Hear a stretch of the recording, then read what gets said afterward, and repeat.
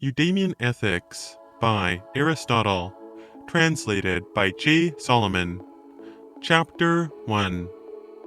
The man who stated his judgment in the god's precinct in Delos made an inscription on the propylaeum to the temple of Leto, in which he separated from one another the good, the beautiful, and the pleasant, as not all properties of the same thing.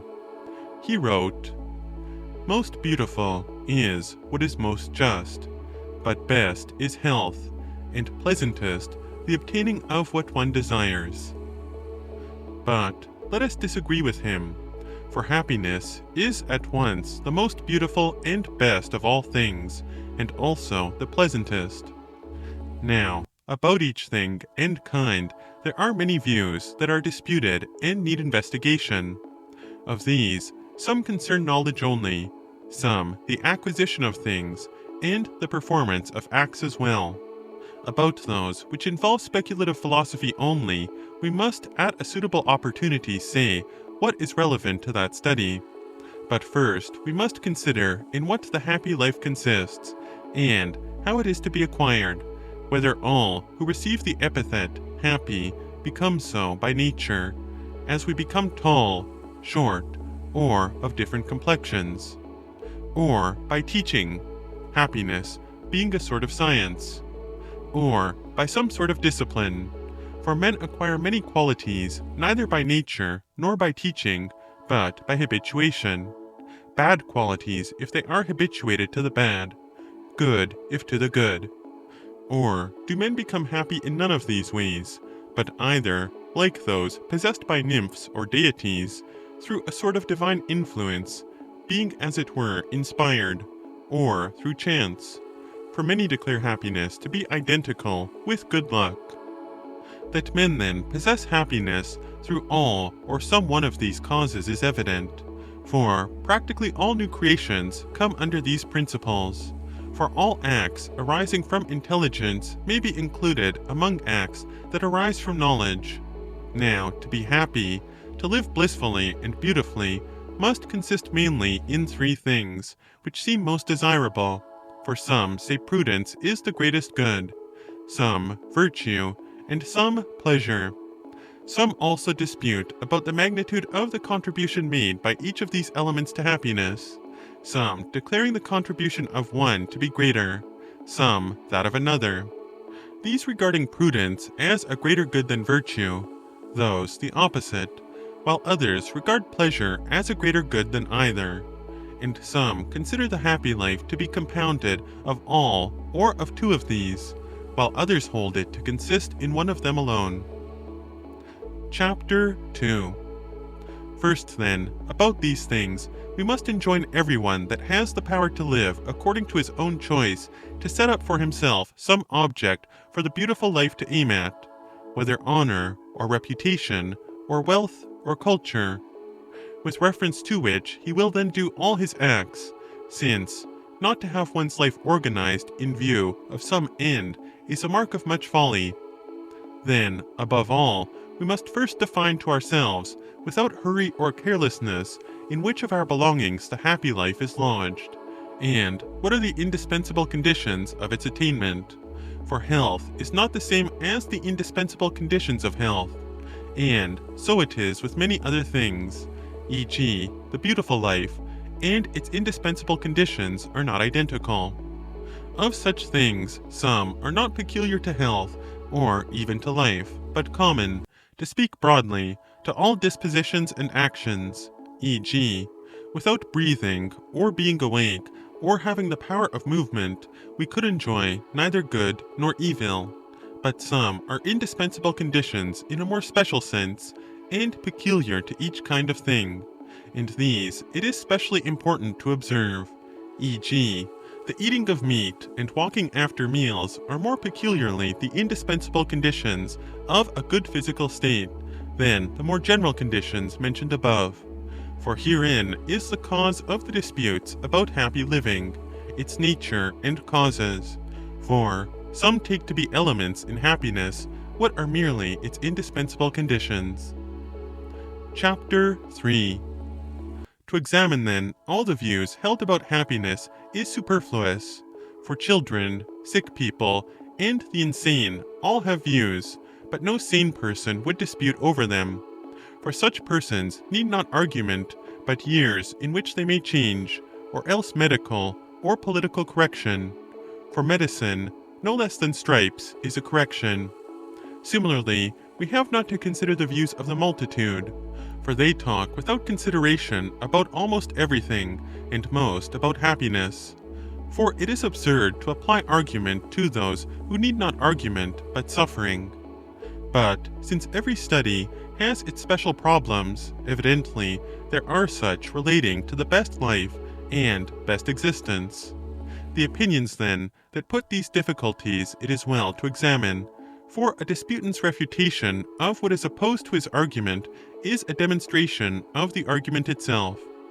Further, it is proper not to neglect these considerations, especially with a view to that at which all inquiry should be directed, viz., the causes that enable us to share in the good and beautiful life. If anyone finds it invidious to call it the blessed life, and with a view to the hope we may have of attaining each good.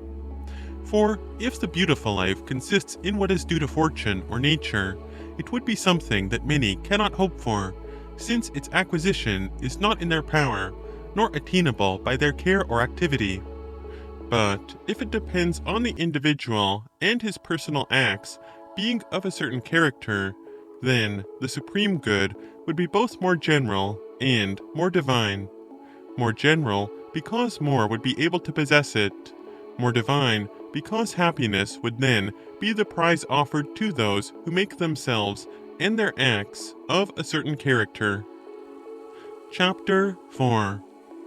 Most of the doubts and difficulties raised will become clear if we define well what we ought to think happiness to be, whether that it consists merely in having the soul of a certain character, as some of the sages and older writers thought, or whether the man must indeed be of a certain character. But it is even more necessary that his acts should be of a certain character. Now, if we make a division of the kinds of life, some do not even pretend to this sort of well-being, being only pursued for the sake of what is necessary, e.g., those concerned with vulgar arts, or with commercial or servile occupations. By vulgar, I mean arts pursued only with a view to reputation. By servile, those which are sedentary and wage-earning.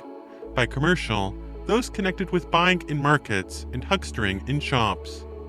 But there are also three goods directed to a happy employment of life, those which we have above called the three greatest of human goods: virtue, prudence, and pleasure.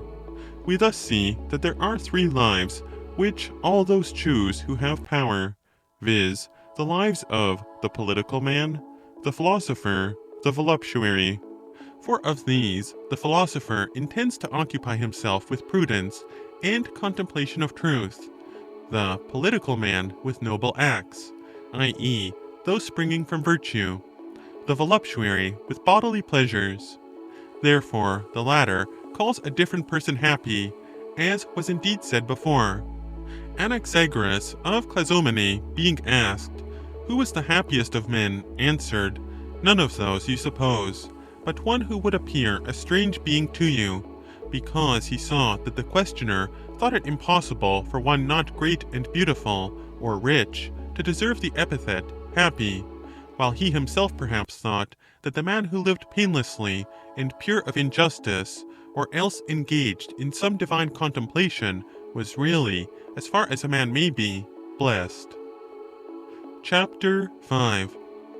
About many other things it is difficult to judge well, but most difficult about that on which judgment seems to all easiest, and the knowledge of it in the power of any man, viz., what of all that is found in living is desirable, and what, if attained, would satisfy our desire. For there are many consequences of life that make men fling away life, as disease, excessive pain, storms, so that it is clear that, if one were given the power of choice, not to be born at all would, as far at least as these reasons go, have been desirable. Further, the life we lead as children is not desirable, for no one in his senses would consent to return again to this.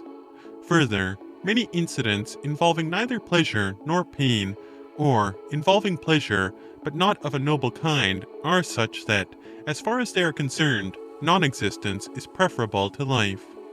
And generally, if one were to bring together all that all men do and experience, but not willingly, because not for its own sake, and were to add to this an existence of infinite duration, one would none the more, on account of these experiences, choose existence rather than non-existence.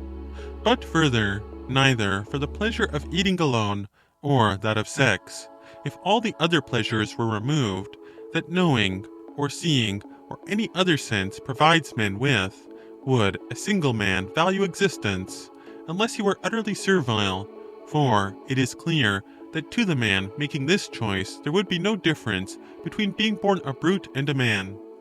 At any rate, the ox in Egypt, which they reverence as Apis, in most of such matters has more power than many monarchs. We may say the same of the pleasure of sleeping, for what is the difference between sleeping an unbroken sleep from one's first day to one's last, say for 1,000 or any number of years, and living the life of a plant? Plants, at any rate, seem to possess this sort of existence, and similarly children. For children too continue having their nature from their first coming into being in their mother's womb, but sleep the entire time. It is clear then from these considerations that men, though they look, fail to see what is well-being, what is the good in life. And so they tell us that Anaxagoras answered a man who was raising problems of this sort and asking why one should choose rather to be born than not, for the sake of viewing the heavens and the whole order of the universe.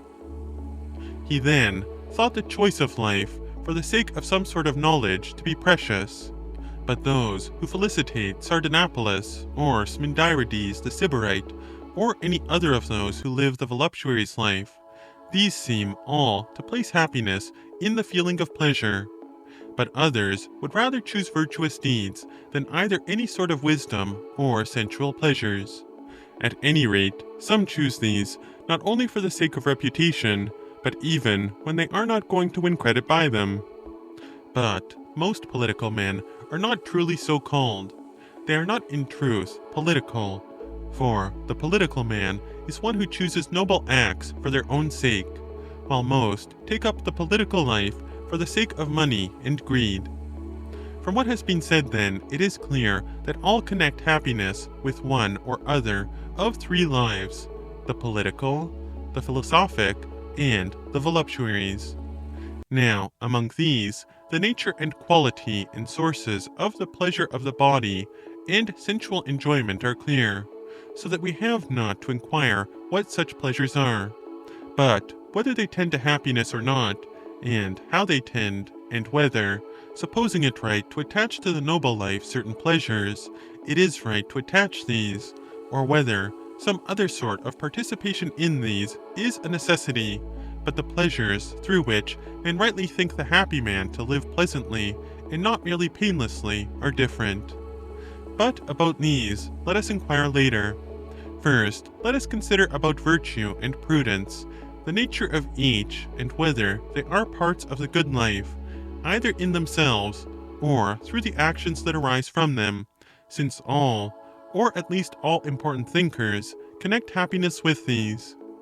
Socrates then, the elder, sought the knowledge of virtue to be the end, and used to inquire what is justice, what bravery, and each of the parts of virtue. And his conduct was reasonable, for he thought all the virtues to be kinds of knowledge, so that to know justice and to be just came simultaneously. For the moment that we have learned geometry or architecture, we are architects and geometers.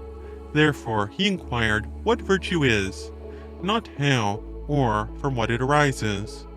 This is correct with regard to theoretical knowledge, for there is no other part of astronomy or physics or geometry except knowing and contemplating the nature of the things which are the subjects of those sciences, though nothing prevents them from being in an incidental way, useful to us for much that we cannot do without. But the end of the productive sciences is different from science and knowledge, e.g., health from medical science, law and order, or something of the sort, from political science. Now, to know anything that is noble is itself noble, but regarding virtue at least, not to know what it is, but to know out of what it arises is most precious. For we do not wish to know what bravery is, but to be brave, nor what justice is, but to be just as we wish to be in health, rather than to know what being in health is, and to have our body in good condition, rather than to know what good condition is. Chapter 6. About all these matters we must try to get conviction by argument, using perceived facts as evidence and illustration. It would be best that all men should clearly concur with what we are going to say, but if that is unattainable, then that all should in some way at least concur. And this, if converted, they will do, for every man has some contribution to make to the truth. And with this as a starting point, we must give some sort of proof about these matters. For by advancing from true but obscure judgments, he will arrive at clear ones, exchanging ever the usual confused statement for more real knowledge. Now, in every inquiry there is a difference between philosophic and unphilosophic argument. Therefore, we should not think, even in political philosophy, that the sort of consideration which not only makes the nature of the thing evident, but also its cause, is superfluous, for such consideration is in every inquiry the true philosophic method.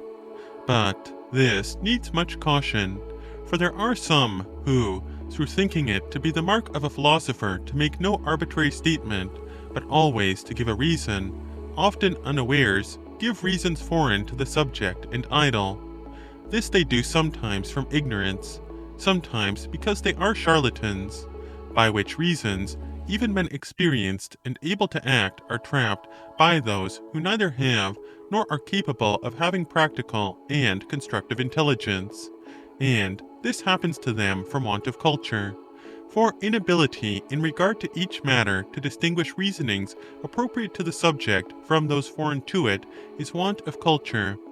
And it is well to criticize separately the reason that gives the cause and the conclusion, both because of what has just been said, viz., that one should attend not merely to what is inferred by argument, but often attend more to perceived facts, whereas now, when men are unable to see a flaw in the argument, they are compelled to believe what has been said, and because often that which seems to have been shown by argument is true indeed, but not for the cause which the argument assigns, for one may prove truth by means of falsehood, as is clear from the Analytics. Chapter 7. After these further preliminary remarks, let us start on our discourse from what we have called the first confused judgments, and then seek to discover a clear judgment about the nature of happiness. Now, this is admitted to be the greatest and best of human goods. We say human, for there might perhaps be a happiness peculiar to some superior being, e.g., a god. For of the other animals which are inferior in their nature to men, none have a right to the epithet happy. For no horse, bird, or fish is happy, nor anything the name of which does not imply some share of a divine element in its nature. But in virtue of some other sort of participation in good things, some have a better existence, some a worse. But we must see later that this is so. At present, we say that of goods, some are within the range of human action, some not. And this we say because some things, and therefore also some good things, are incapable of change, yet these are perhaps, as to their nature, the best. Some things again are within the range of action, but only to beings superior to us. But since within the range of action is an ambiguous phrase, for both that for the sake of which we act, and the things we do for its sake have to do with practice, and thus we put among things within the range of action both health and wealth, and the acts done for the sake of these ends, i.e., wholesome conduct and money-bringing conduct. It is clear that we must regard happiness as the best of what is within the range of action for man. Chapter 8.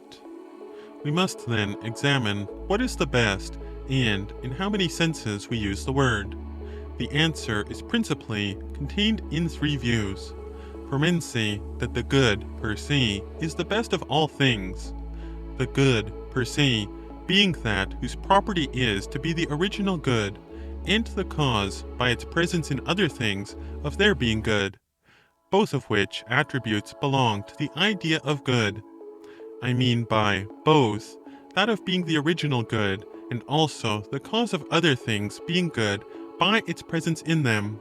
For good is predicated of this idea most truly, other things being good by participation in and likeness to this.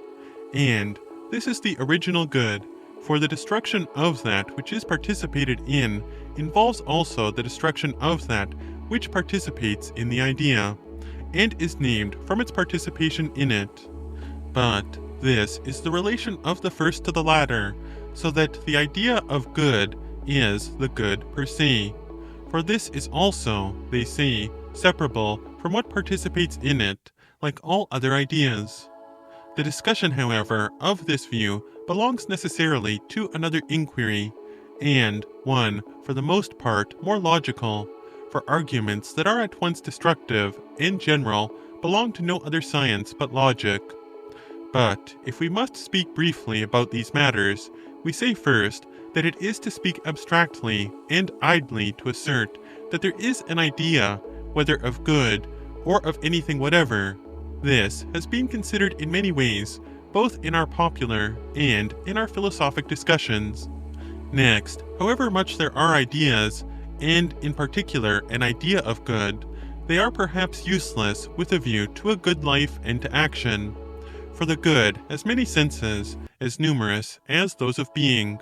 For being, as we have divided it in other works, signifies now what a thing is, now quality, now quantity, now time, and again, some of it consists in passivity, some in activity, and the good is found in each of these modes, in substance as mind and God, in quality as justice, in quantity as moderation, in time as opportunity, while, as examples of it in change, we have that which teaches, and that which is being taught. As then, being is not one in all that we have just mentioned, so neither is good, nor is there one science either of being or of the good. Not even things named good in the same category are the objects of a single science, e.g., opportunity or moderation, but one science studies one kind of opportunity or moderation, and another, e.g., opportunity and moderation in regard to food are studied by medicine and gymnastics, in military matters by the art of strategy, and similarly with other sorts of action, so that it can hardly be the province of one science to study the good per se. Further, in things having a natural succession, an earlier and a later, there is no common element beyond, and further, separable from them, for then there would be something prior to the first, for the common and separable element would be prior, because with its destruction the first would be destroyed as well. E.g., if the double is the first of the multiples, then the universal multiple cannot be separable, for it would be prior to the double if the common element turns out to be the idea, as it would be if one made the common element separable. For if justice is good, and so also is bravery, there is then, they say, a good per se, for which they add per se to the general definition. But what could this mean except that it is eternal and separable? But what is white for many days is no whiter than that which is white for a single day. So, not even the common good would be identical with the idea, for it is the common property of all. But we should show the nature of the good per se in the opposite way to that now used. For now, from what is not agreed to possess the good, they demonstrate the things admitted to be good, e.g., from numbers they demonstrate that justice and health are goods, for they are arrangements and numbers, and it is assumed that goodness is a property of numbers and units because unity is the good itself. But they ought, from what are admitted to be goods, e.g., health, strength, and temperance, to demonstrate that beauty is present even more in the changeless, for all these things in the sensible world are order and rest. But if so, then the changeless is still more beautiful, for it has these attributes still more. And it is a bold way to demonstrate that unity is the good per se, to say that numbers have desire, for no one says distinctly how they desire, but the saying is altogether too unqualified. And how can one suppose that there is desire where there is no life? One should consider seriously about this and not assume, without reasons, what it is not easy to believe even with reasons. And to say that all existing things desire some one good is not true, for each seeks its own special good, the eye, vision, the body, health, and so on. There are then these difficulties in the way of there being a good per se. Further, it would be useless to political philosophy, which, like all others, has its particular good, e.g., as gymnastic has good bodily condition. Further, there is the argument written in the discourse that the idea itself of good is useful to no art or to all arts in the same way. Further, it is not practicable, and, similarly, neither is good, as a universal, either the good per se, for it might belong even to a small good, or practicable, for medicine does not consider how to procure an attribute that may be an attribute of anything, but how to procure health, and so each of the other arts. But good is ambiguous, and there is in it a noble part, and part is practicable, but the rest not so. The sort of good that is practicable is an object aimed at, but not the good in things unchanging.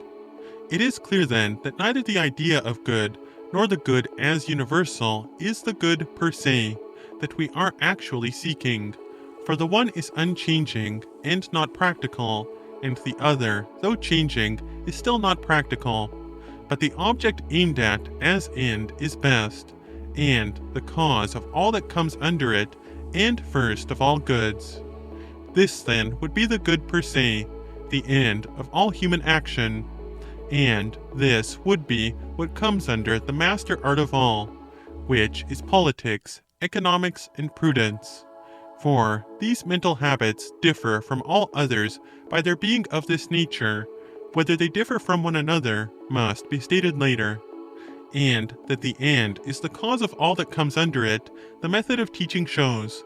For the teacher first defines the end, and thence shows of each of the other things that it is good, for the end aimed at is the cause, e.g., since to be in health is so and so must needs be what conduces to it. The wholesome is the efficient cause of health, and yet only of its actual existence. It is not the cause of health being good. Further, no one demonstrates that health is good, except he is a sophist, and no doctor, but one who produces deceptive arguments from inappropriate considerations, any more than any other principle. We must now consider, making a fresh start, in how many senses the good, as the end of man, the best in the field of action, is the best of all, since this is best.